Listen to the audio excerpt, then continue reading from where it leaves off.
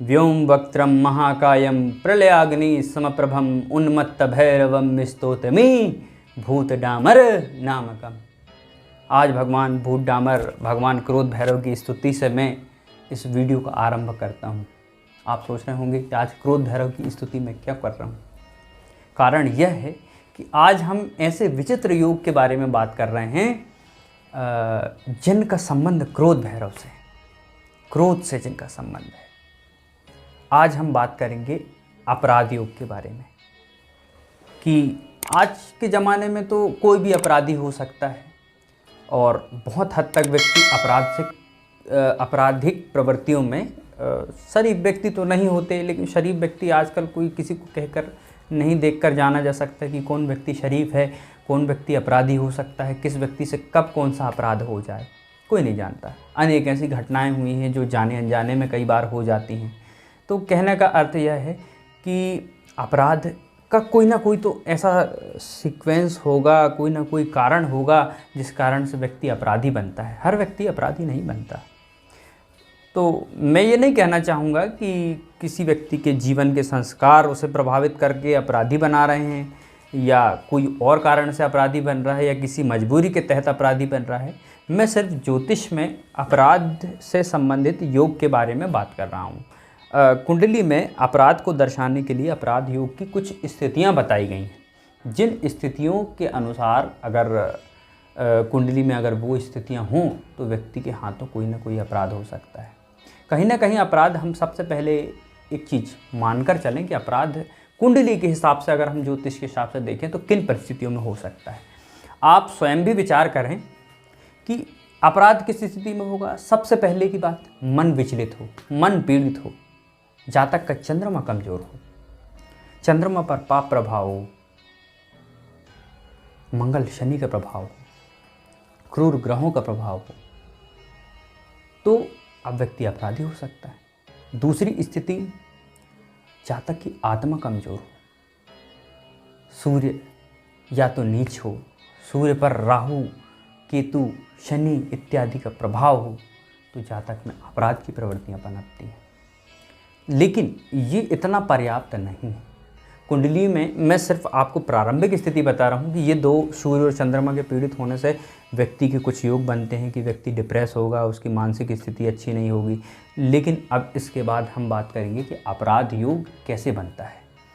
तो अपराध योग बनता है कि कुंडली का सबसे पहले हम देखें कि सप्तम स्थान, सप्तम स्थान को काम त्रिकोण भी कहा जाता है, लेकिन यह अनिष्टकारक जगह भी है, क्योंकि यहाँ पर जो ग्रह होगा वो सीधा सीधा हमारे लग्न पर प्रभाव डालेगा। क्योंकि सभी ग्रह प्रायः अपनी सप्तम दृष्टि से सातवें स्थान को देखते हैं, यानी कि कुंडली के सप्तम स्थान पर अगर कोई ग्रह होगा तो वह सीधे अपनी सातवीं दृष्टि से लग्न को देखेगा। तो कहने का अर्थ यह है कि कुंडली के अगर सप्तम स्थान में अगर कोई ग्रह हो और वह पाप पीड़ित हो, पापी ग्रह हो, तो वह निश्चय ही जातक के मन को कलुषित करेगा और अपराध योग बनाएगा। वहीं कुंडली के शुक्र और मंगल आमने सामने हों और वक्री हों, अगर ऐसी स्थिति भी अगर कुंडली में होती है तो यह दूसरे किस्म का अपराध योग बनेगा। शुक्र और मंगल वक्री होंगे, अपने पूर्ण प्रभाव में होंगे, बलवान होंगे, तो वह जरूर कुछ ना कुछ काम पीड़ित होके या किसी और माध्यम से कोई ना कोई आपराधिक घटना करा सकता है। कुंडली से चतुर्थ स्थान पर शनि हो, जातक का हृदय कठोर हो गया, शनि के प्रभाव में आ गया, पाप प्रभाव में आ गया, तो जातक से कोई आपराधिक कार्य हो सकता है, उसका हृदय कठोर हो जाएगा, आपराधिक कार्य उससे अवश्य होगा।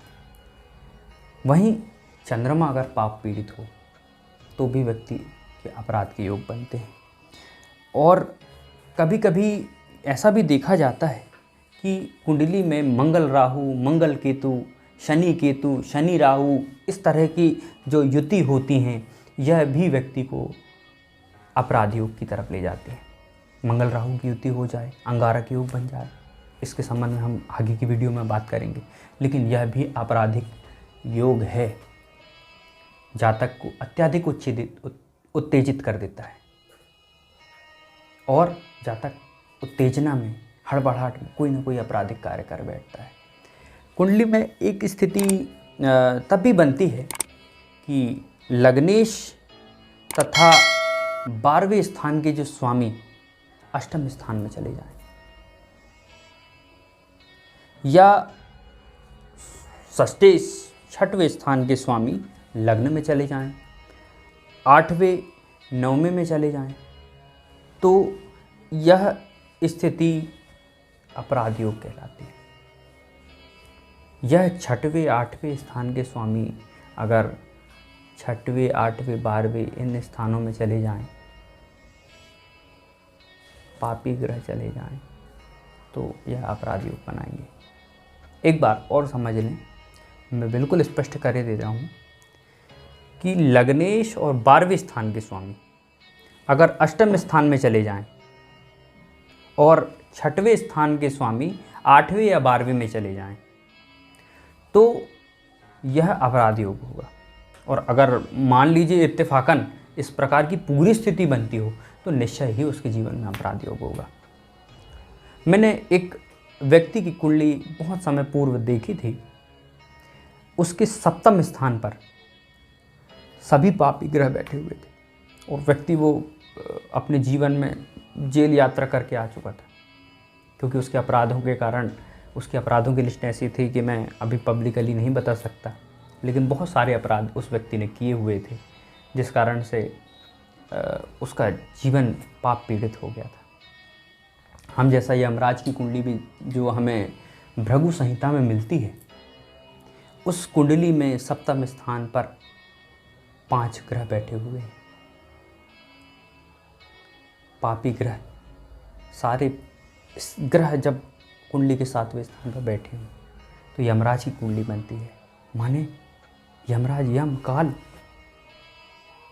उसी प्रकार अगर कुंडली के ये भाव अगर पीड़ित हों, इनमें अशुभ ग्रह आकर बैठ जाएं, अशुभ स्थानों के स्वामी आकर बैठ जाएं, तो जरूर ऐसी स्थिति होती है कि व्यक्ति आपराधिक प्रवृत्तियों में रत होता है।